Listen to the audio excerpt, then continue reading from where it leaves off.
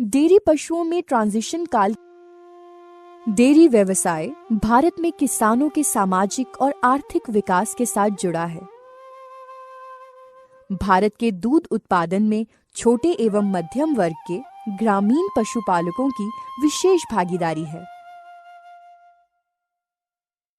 उत्पादक और प्रजनन विशेषता डेयरी पशु के दूध उत्पादन को काफी प्रभावित करती है।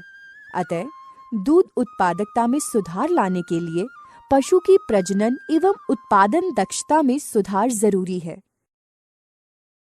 साथ ही ये भी आवश्यक है कि ट्रांजिशन काल प्रभावी होना चाहिए, क्योंकि ये भविष्य में होने वाले दूध उत्पादन एवं प्रजनन शक्ति को प्रभावित करता है।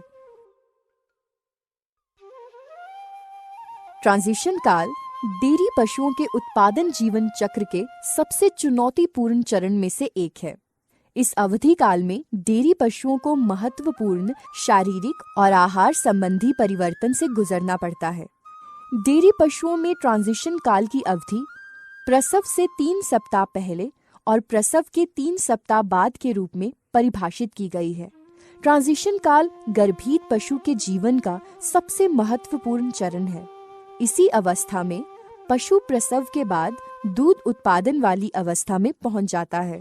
इस अवस्था में पशु के शरीर में अनेक प्रकार के बदलाव होते हैं, जैसे बच्चे का आकार और उसकी मांग में बढ़ोतरी, आयान का विकास और दूध उत्पादन की शुरुआत होती है।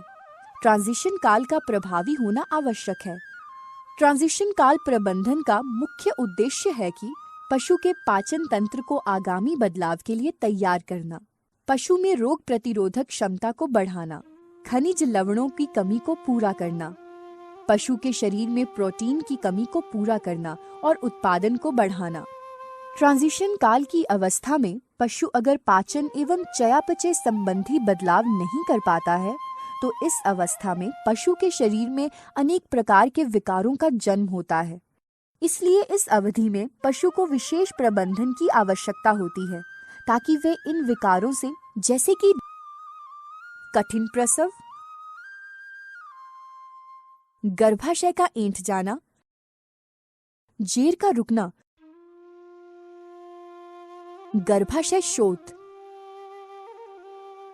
बेली फेंकना, शकरा की कमी, दुग्ध ज्वर, थनैला आदि से बच सके।